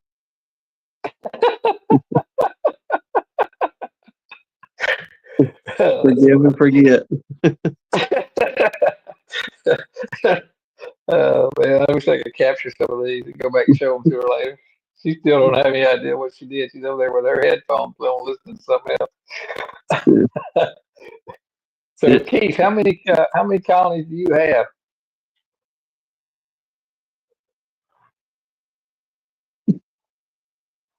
He was up. Well, don't let me get the wrong numbers. I don't want to mess them up. 30, 40, something like I that. thought he was around 30. That's what I was thinking. He makes a lot more honey off of his than I do mine. He's got a beautiful place there, though. Yeah, he does. I enjoy it when he goes, takes them walks out in the woods, especially along that old creek on their land. Man, I could sit down there for days. So yeah, if his when he was walking through the woods and them leaves was going wrong, wrong, wrong. That reminded me when I tried to go squirrel hunting as a kid. And if you one of them days like that where you couldn't take a step without it, and the wind was blowing, you couldn't have seen a squirrel jump from limb to limb if you'd tried. And so I sat out there about an hour and I said, I'm going home.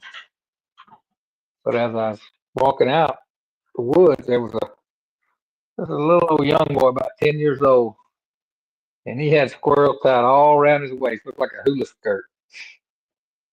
And I said, boy, how'd you get all them? He didn't even have a gun in his hand. How'd you get all them squirrels on a day like today? You can't hunt squirrels on a day like today. About that time, he looked at me, he put his finger up, and he said, shh. I said, what? He said, squirrel. He pointed up in the tree. He reached down in his pocket with his left hand, pulled out one of them big steel marbles, dropped his hand almost to the ground. He flung it. That squirrel dropped down dead, deader than it could be. He felt around in them leaves, found his steel marble, put it in his pocket, picked up that squirrel, and tied it on his waist. And I looked at him. I said, boy, you throw pretty good for a southpaw. He said, I'm not left-handed. I said, what do you mean? You killed that squirrel with your left hand? He said, Daddy won't let me use my right hand. I tears them up too bad. Yeah. Leave some for everybody else, huh? He said, I tears them up too bad.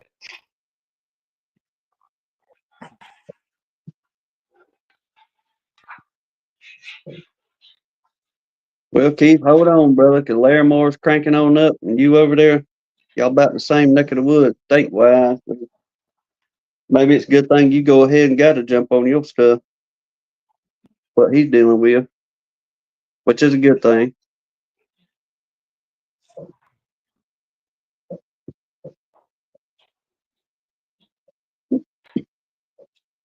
So to keep there answer our question, I didn't even see. Mm, So I'm trying to repeat what he did last year, what he said.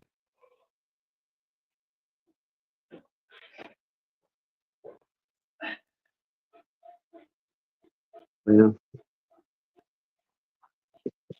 If it worked good last year, repeat it again this year. One of them, if it did good, don't change nothing up right now. Keith's one of them that catches a bunch of swarms too, don't he? No, I'm sorry. Our laughing woke her up.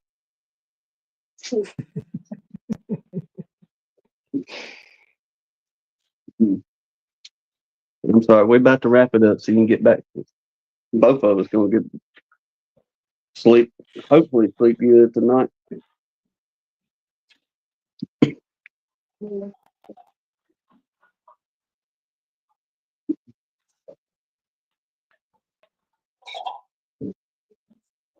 If not, them girls, they'll be up in the trees before you know it.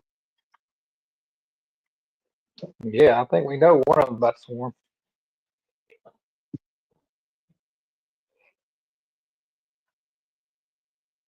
So what, Keith, what are your goals to get to this year? And how many you got now? I won't say you had about 10, but I don't know for sure.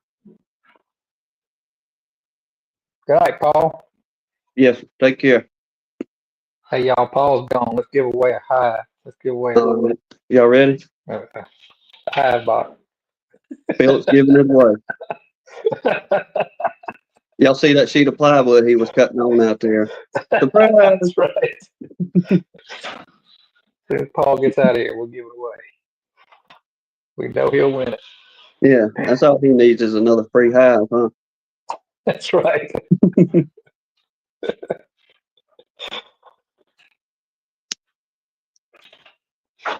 Oh, Keith's saying he don't want to split nothing. He's going big or going home. Yep.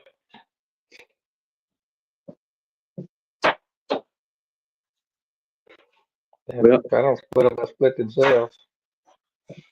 we'll look at him in his videos. He'll have them stacked Oh, up. he has 28. Wow. Lermo's got 28. I didn't know he had that many. That's good.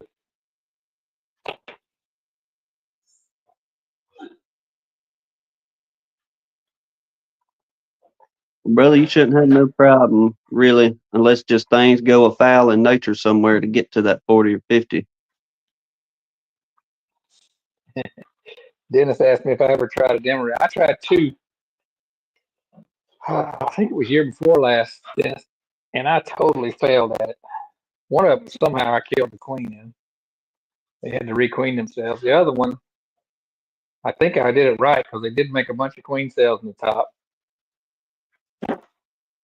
And I went up and knocked them down, but it didn't work for me. I ended up breaking it back down, just turning it into a normal hive. Can't remember on that second one. I was so flustered with that losing the queen on the first one. I think I just accidentally killed her. But If you're interested it didn't in work out for me. I've got it bookmarked on several of them beekeeping journals, the old bee journals. Mm-hmm. And somebody interviewed Demery back then, and he gives a good explanation on how he does it, the way he lines everything out, and how he hits success from them. But if you're interested in it, I'll dig around and shoot you the link to it. Let you check it out. It ain't got a page or two. It makes sense to me, but it's also a lot of work. You got to go into it every week, and you got to keep moving that brood up, knocking down swarm cells, or not swarm cells, emergency cells.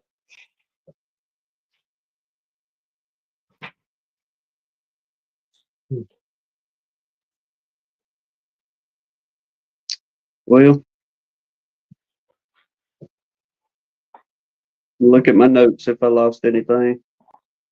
Now that colony that went queenless, it filled up with honey big time because when they lose their queen in the middle of a flow, they just pack every cell they can.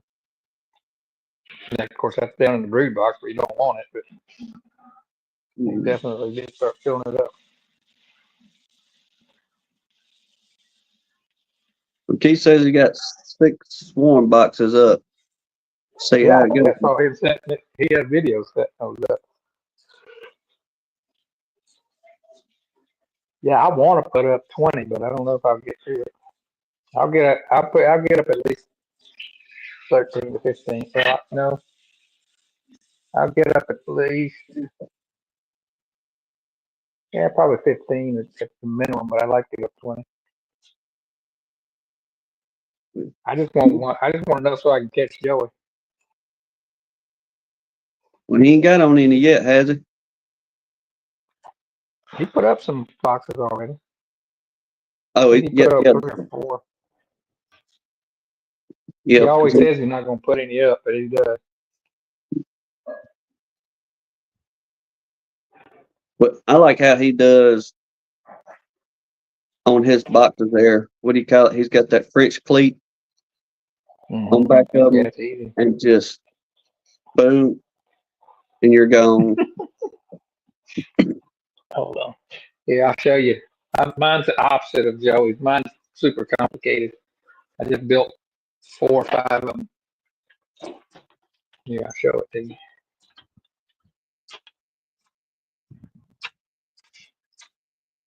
While he's doing that, Mr. Dan Weaver, there ain't no telling what that story was, and I probably done forgot what that thing was. It was probably me just blowing smoke, if you will, on something. But my luck, I'll think about it by the time we get done with things. Be like, yo, I remember what the man was saying now. If I do, I'll write it down for next week. There's your curse on the show. Spill that.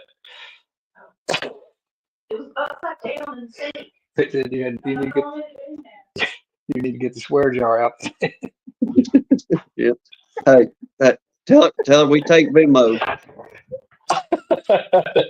Tim said they take Venmo for the swear jar. Okay. He said the cleaner she was working with fell upside down in the sink, just poured out, lost all of it. Okay, let's see if I can turn this camera around. See if I can do this without hanging up on you. I'll just turn it off.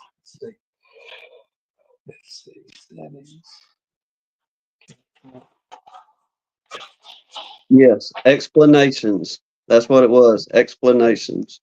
Before I wrap that up, we'll let Philip do his thing, but I'll write that down. Or remind me. I need to turn the light on. I can't see in here.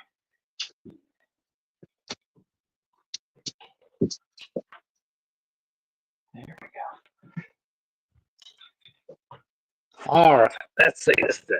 See if I can get my arm out here long enough. See that? It's a 2x4 L shape with angles. I'll set my swarm trap up, and then I'll screw it in right here to hold it. And I'll come along probably on the backside and put some screws up through the bottom. And then this has some U-bolts. I'll hang these on a T-post. So I'll tighten those U-bolts down. Turn it a little bit more for me, Philip. Those just some bigger U-boats? Yeah, I had to get the bigger. That's all they had at Home Depot. They're like a little bit wider, but to get them long enough to go around that T-post and through that 2x4, I had to get pretty long ones. But Okay. I used to build them out of the fence boards that I build my traps, but they just didn't hold up that good. So I went ahead and just got good heavy treated lumber and built them. So these will last forever. I'll just leave them up year to year. And they hunker down. They hunker down pretty good to that T-post, or you do it like between a strand of barbed wire or something so it won't slide. No, what I do is at first I thought this T-bar have little notches like a spine or something on them. Those little humps on them. Mm-hmm. That at first I thought those would be best on the round part of that loop. But what I found out is it's better if you turn those to the 2x4 and let them dig into the wood, and then it won't slide at all. It's like creates a lot of friction. And that was just trial and error that kept. It'll work the other way, but it works better if those little Oh, I don't want to call them spikes, but you know what I'm talking about. I want to see that Yeah, rough little side of the T-post. nodules.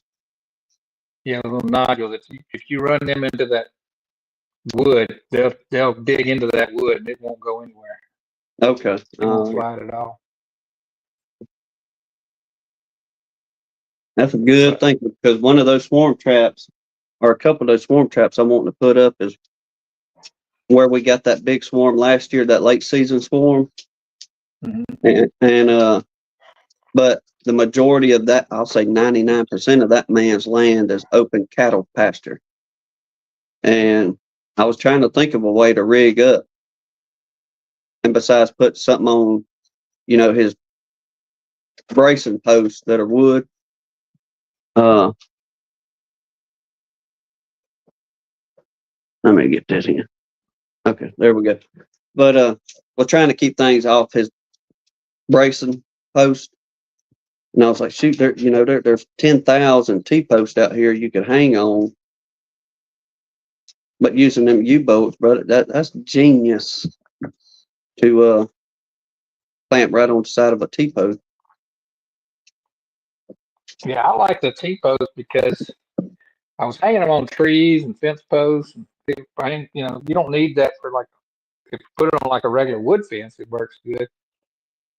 But with the trees, what I was finding was they just weren't straight enough and they lean into your box. So you have to, the first ones I built wasn't just barely as wide as the box, but these are like 2 inches deeper than the box. So there is a little space behind them if you have a limb that slopes out, because most trees do slope out a little bit from, or lean one way or the other. But actually, they lean south, most of them, south or east.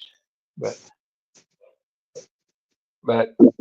with the T-post, you can put them anywhere you want. Now, whenever you're running them like that, are you putting them along are you just putting them in the middle of the field, or are you putting them along a wood line? No, I'm still putting them along like the side of an easement, right up against, some bushes and stuff. Okay. Still want them to be kind of on a flight pattern. You want bees tend to, I think, fly down those little flyways and things. So you still want them on that kind of. Of course, I know you're not supposed to, but I've hung swarm traps on telephone poles, and bees will move into those too.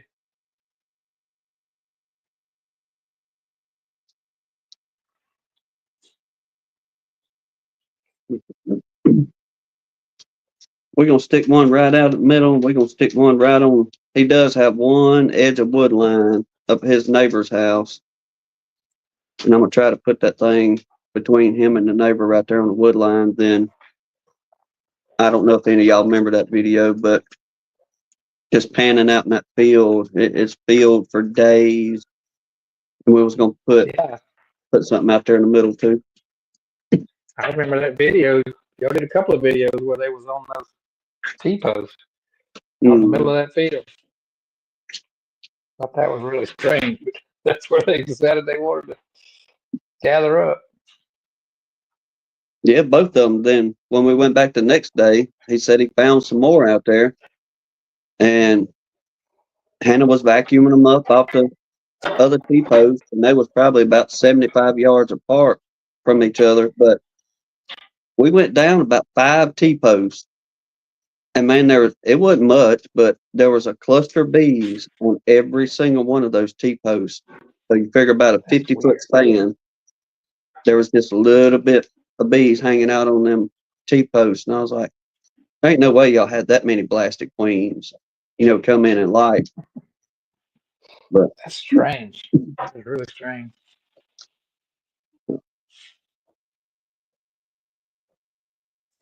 But Mr. Dan Weaver, if you're still in here, I'll tell you that story real quick. We're gonna cut her off because y'all, we whooped and it's bedtime. But we appreciate everybody riding it out with us.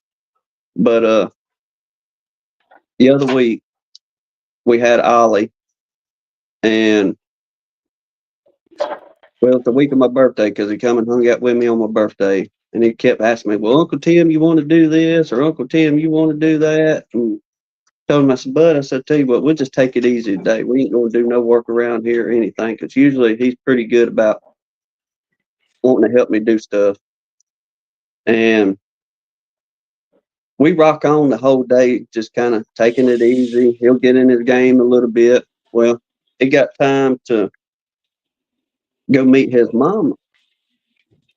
Well, he grabs his book bag and his fiddle that he plays on, and he was supposed to be practicing, but we just kind of, he didn't have to fool with that much over here that day. But what got me was I heard him talking to Hannah about, oh, I forgot.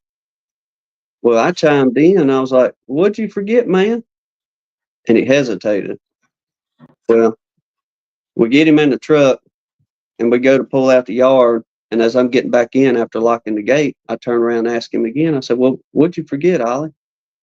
And he was hesitant to tell me. He didn't want to say nothing. He said, but Uncle Tim, I forgot my homework. And I was like, do what? I said, we've been here all day and you just now thinking about that homework? Yes, sir. Yes, sir. I forgot about it. I didn't mean to, this and that. And I said, Ollie, I said, you ain't going, Uncle Tim ain't believing that one. But the whole time I'm thinking in my head, I pulled the same bull crap. You know what I mean? I ain't got no homework. Then get in trouble because you do have it. Well, I didn't get on him too much, but I was trying to tell him, well, next time you bring your book bag, either one or two of us is going to go through and make sure you ain't got no homework. Then you can play.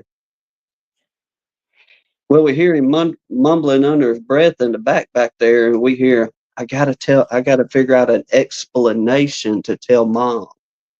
You know, he thinks me and Hannah can't hear him back there. Right.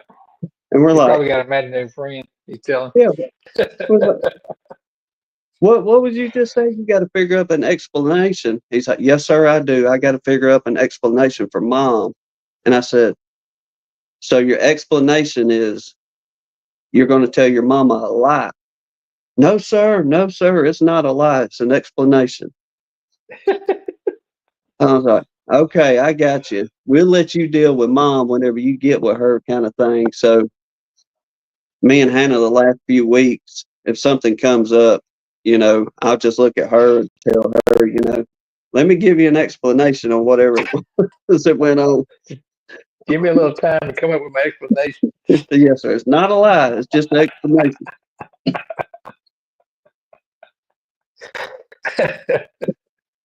Look, oh man, I couldn't drive on him too much.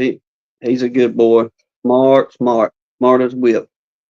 But you can guarantee we'll be after him next time. But yes, sir. That's what I believe that story was on that. I forgot to mention y'all.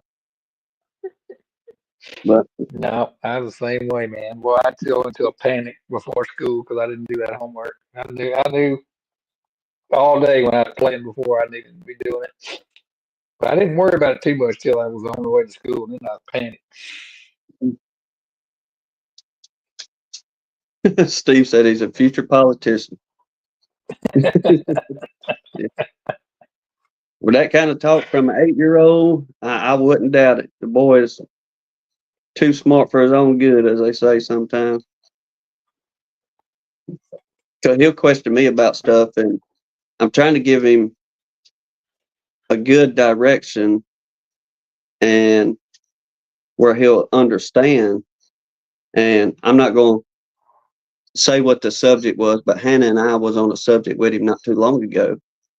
And we was explaining to him, okay, this is the meaning of this subject and all that. And we're trying to give him, you know, break it down simple as we can. Well, he just tells both of us, well, is this what you're trying to tell me? We're like, yeah, exactly what we're trying to tell you. So he picks up on things good, but y'all know how it is. You got to stay on them, keep them in line.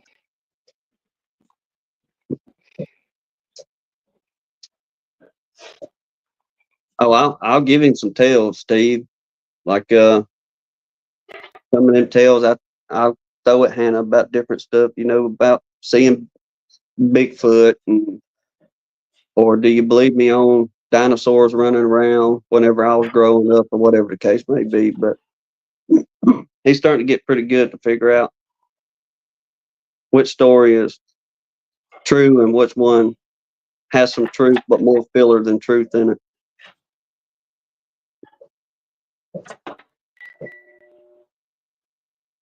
See what she was afraid to say out loud. Oh, the future politician. Yeah. But, well, yeah, I guess we're gonna wrap it up. We at the 2 hour mark. Appreciate you, Jeremy. If you're still watching, for dropping by a few minutes. We got you on the prayer list, brother. Philip, thank you much for coming in and helping me out. Enjoyed it. But y'all have a fine week, and hopefully by the time we get here next Sunday, Lord willing, we'll hear some stories from y'all on getting swarms. And Keith Larimore, be in touch with us, brother, on how things work on your end, and try to give everybody an update next week on things. But till then, God bless you. Lord willing, we'll see y'all on the next one. Y'all take care. Good night, everybody.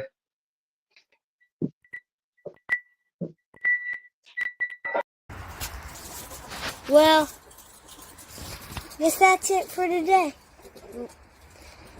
See you next time at Gunline Bees.